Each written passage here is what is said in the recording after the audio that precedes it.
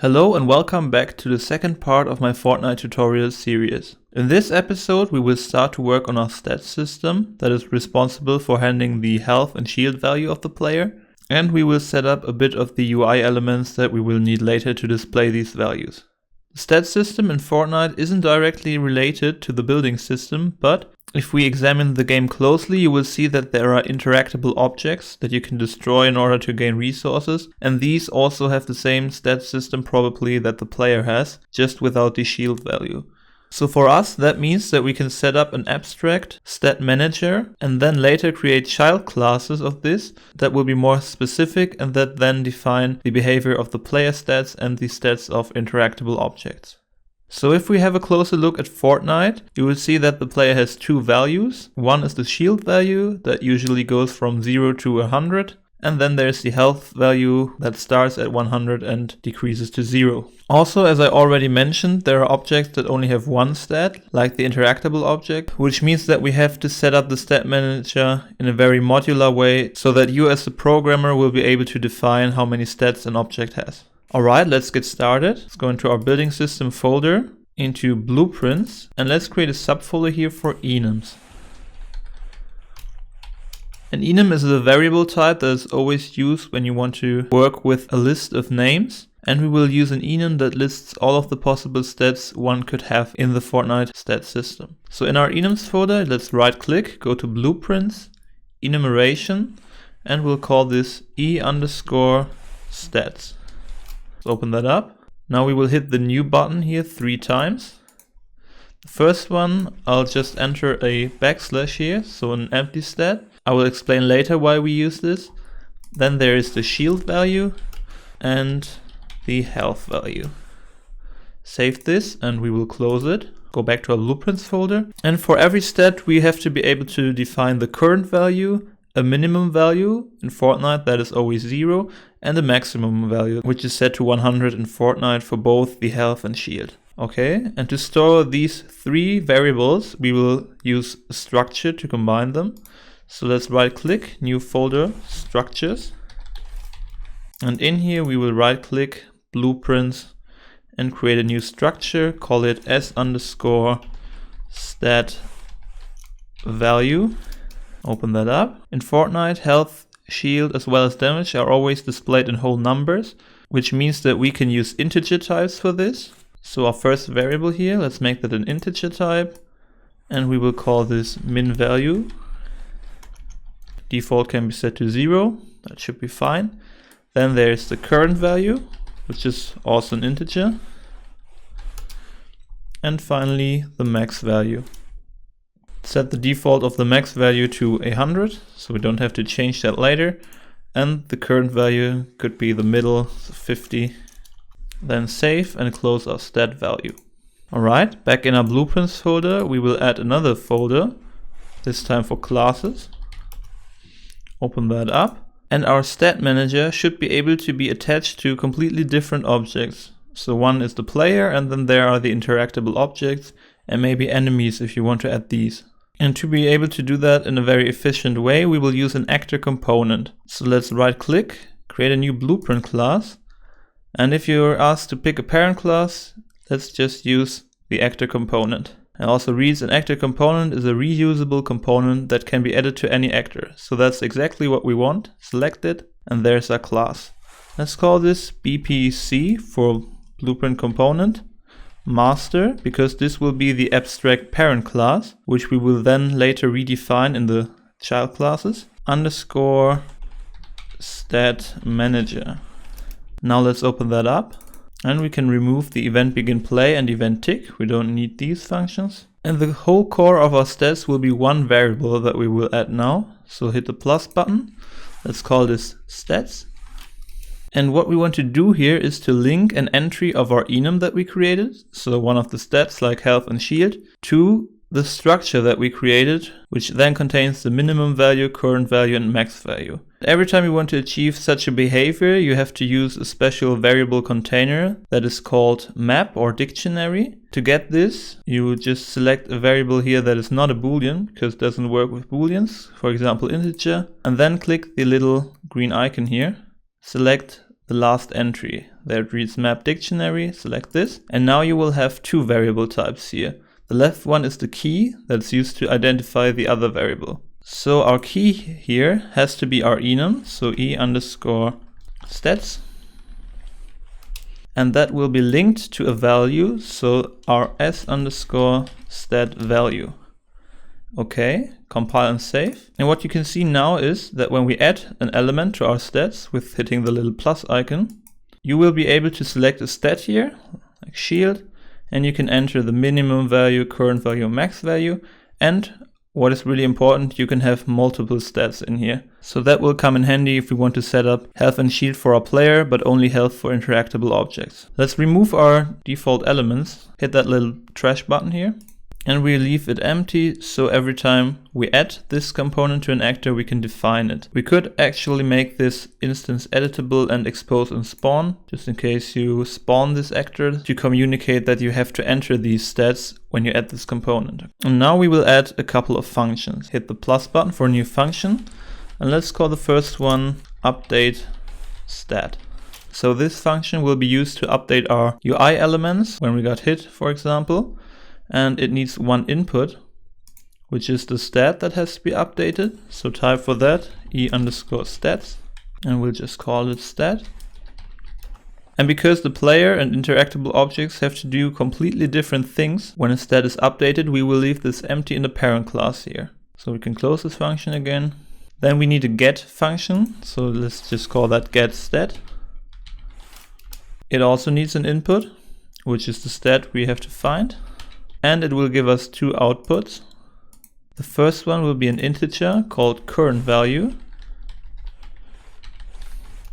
And the second one, let's just call that stat value. And this will be of the type s_stat value.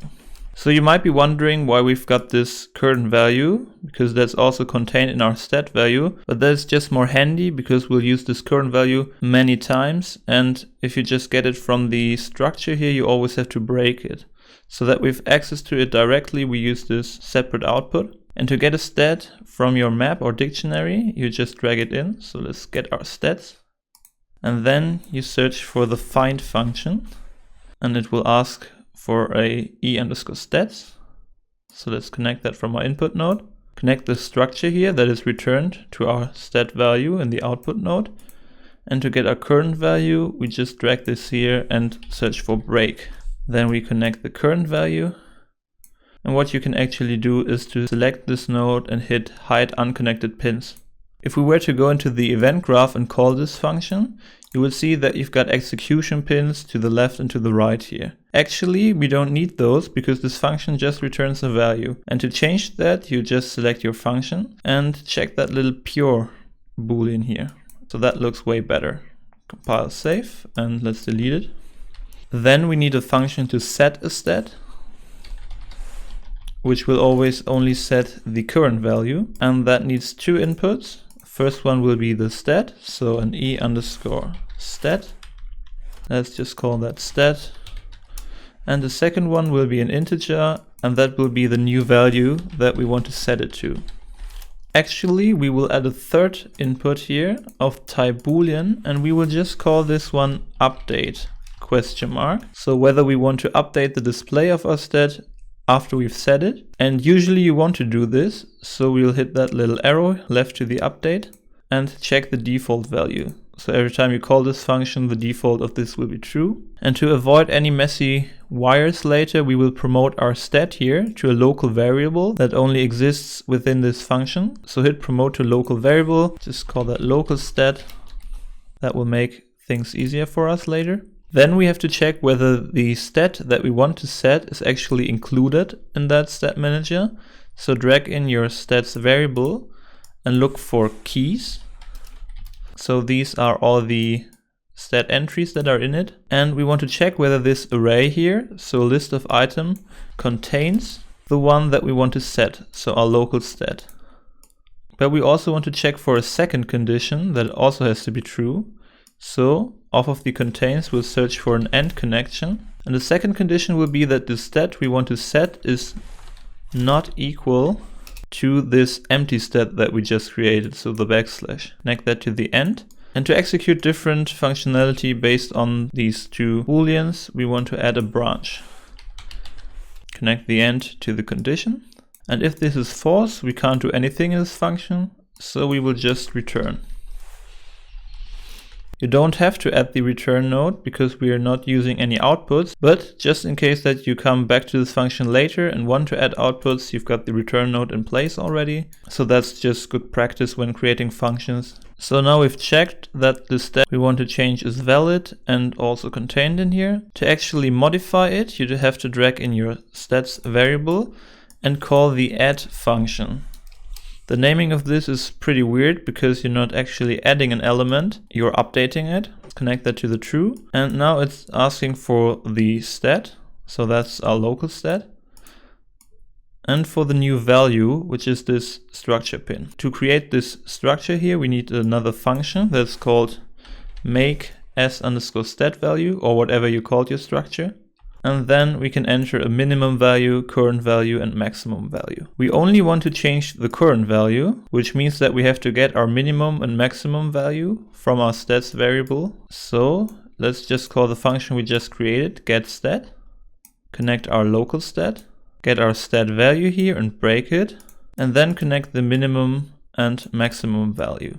Now it's only asking for a current value. Technically, you could just plug in the new value from our input node, but then it would also be possible to reach 150 of 100 health or something like that. So that means we need to make sure it's in the range of our minimum and maximum value. And the easiest way to do this is a clamp node. So you right click somewhere and just search for clamp int.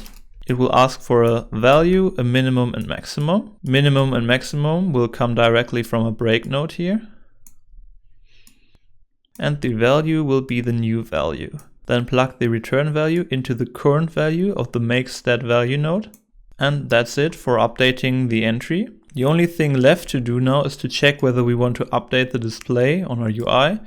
So off of the update from our input node, we will drag and search for a branch. If it's false, again, we can just return. So let's copy over our return node, paste it. But if it's true, we will just call updateStat. Again, the stat that it's asking for is our local stat. After that, we also want to return. So copy paste the node, compile and save. Now these are all the functions that you would need for the stat system, but we'll just make our life a little bit simpler by adding another function that is called modifyStat. It will also have two inputs. First one being the stat that has to be modified, so an e_stat that we can just call stat. And the second one will be an integer, so the amount that we want to modify it by, and I will just call that by. So this function here will be used for two cases, for increasing and decreasing a stat, which means that our by integer here can also be negative.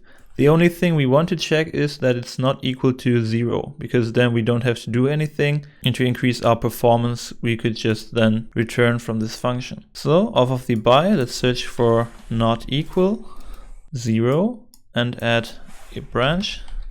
If it's false, again, we will just return.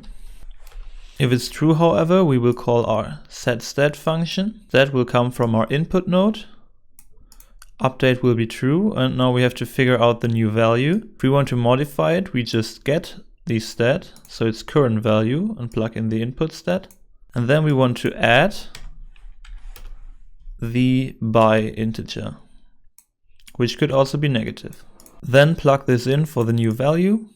That's it for the function. Just add another return node here, compile and save. That's all the functions that we need, so we can close them and return to our event graph. There are a few issues that could come up that I want to show you really quickly. For example, you are free to control the stats map when you add this component to an actor, and you could, for example, add an element with an empty stat, or you could set the current value to something below 0 or above the max value, like 120, and currently that would just work. So we want to prevent this with a simple event that will set up all the stats and that will make sure that all of these values are in the range of minimum and maximum. Let's remove the element, and first off, let's add a custom event, and let's call this onStatsSetUp. We won't add any logic in here, just in case our child classes want to execute logic when the stats are set up. And let's add a custom event called setup stats, which will do the things I just explained. So let's first remove all empty elements. So from our stats array, we'll just call the remove function. And the key here will be the backslash on the empty stat. Then we have to cycle through all the stats in here and just set their current value to what we entered. And our setStat function, let's just go in here, will make sure that this value is clamped to the minimum and maximum value. So off of our stats, let's get our keys. And off of the returning array here, we will run a for each loop. And the only thing we want to do here is set stat. The stat will come from our for each loop. So the stat that we're currently dealing with is the array element. Let's hook that up to the stat. Let's uncheck update. Don't need that to happen. And to figure out the new value, we just get stat and also hook up the array element. Then plug in the current value, connect the loop body to the setStat node, and that's it for the loop here. After we've completed our loop, we can just call the custom event here that we just created.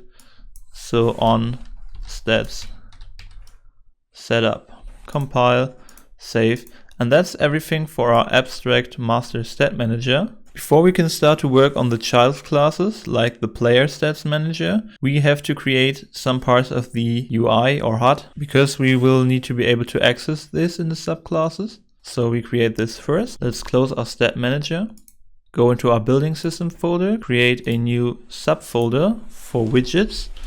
So the elements that are placed on our HUD or UI. Let's go in there, right click, user interface, widget blueprint. And first off, we want to create a main widget that stores all of the other widgets in it. So let's call that w_main, open it up. And just so that we're able to see whether we can see the main widget actually, we will add an image here. Just wide, scale it up a bit, because if we start playing, you don't see this widget. So we need to tell our player that this widget has to be added. And to do this, we open up our third person character and right click, search for event, begin play. So when this actor is spawned, we want to create the main widget. Search for the create widget node. Class here will be w_main. The return value now is a reference to this, and we can store that in a variable in our character in case we need to access this later. So promote a variable main widget. To be able to see this, off of it we will drag and search for add to viewport. Now if we compile and save, we will see that little white box here. So that's working perfectly. However, we don't want to see white boxes in our main widget, but the health and shield bar for our player and other things like the crosshair, for example. So let's right click and create another user interface widget blueprint that we'll call w_stat bar. Let's open that up. Let's quickly analyze what the health and shield bar in Fortnite look like. What you can see there is a little white icon that represents the stat, like health, which is just a plus, and the shield icon. Then there is a bit of space to the right and you will see the actual bar. The bar has a semi-transparent dark color for the parts of the bar that are currently not filled. And on top of this, you've got a green gradient for the health and a blue gradient for the shield. Apart from that, you will see a text on top of the bar that will inform the player about the current value. Then there's a little separator, and after that you see the maximum value. Now let's try to create this in Unreal Engine. First off, there is a setting here that's currently called fill screen. However, our bars will just be put in another widget, so we can set this to desired on screen. And we don't need a canvas panel in here, so let's select that and delete it. Instead, we want to start off with a size box. Drag that in here. And if we check the width and height override, we can enter values that will define the size of this widget here. So we have to consider the size of the icon, of the empty space to the right side of the icon, and the size of the bar. I will enter 463 pixel in width and around 24 pixels for the height. If you zoom out, that looks like a bar to me. As I already said, the icon and the bar are placed from left to right, basically. And if you want to do that, you need a horizontal box that stores multiple elements. The first element here will be to the very left side. So that means we have to start off with our icon. And we want to make sure that our icon always has the same size. So let's use a size box. Drag that onto our horizontal box. Select it. And now you have to define the width and height of your icon. For me, that will be 24 by 24 pixel. And then we will search for an image and drag that on top of our size box. So this will be the actual icon. So we can also call this icon. And to see what this will look like, we will give it a default value. So open up the brush, and under image, we will search for the health icon or icon underscore health. So now we've already got that one. To add a bit of empty space to the right of this icon, you use what is called a spacer. Drag that on top of the horizontal box. And you can enter a value for the X here to expand the empty area. I came up with 6, that works pretty well. And now we have to add our actual bar. Again, we have to make sure that this always has the same size. So let's add a size box to our horizontal box for the bar. Check width and height override. Height will be 24 and width will be 433. We can't just add the bar straight to the size box because we want to make sure that later we can add the text on top of the bar. To be able to do this, we need an overlay. Drag that on top of our size box. And the first element in an overlay will be beneath all others. So we have to start with our progress bar. Drag that on top of the overlay. And you will see that it just occupies a bit of space, but not the whole area of our overlay.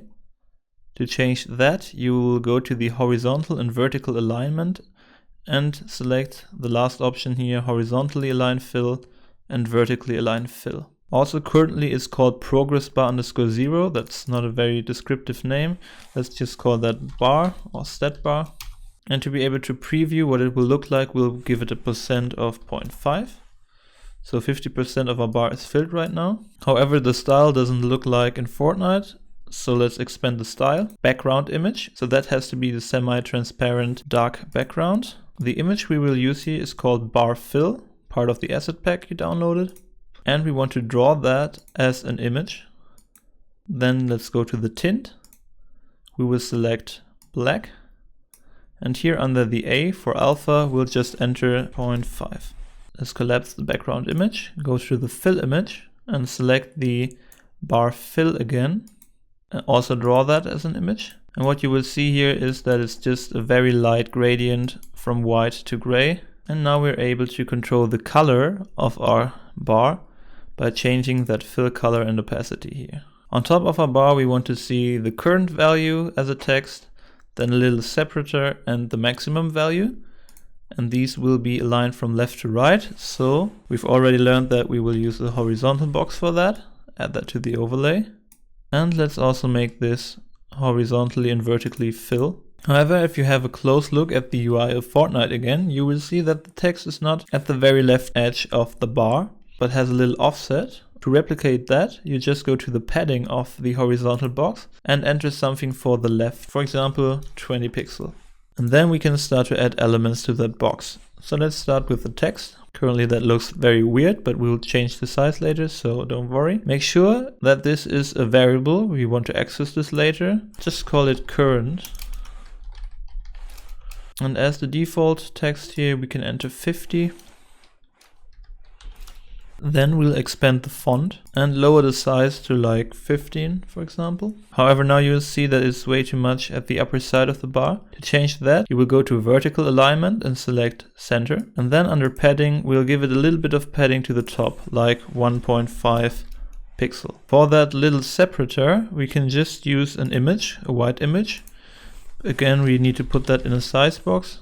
Move that into the horizontal box. Check width and height override and set them to 3 in width and 18 for height.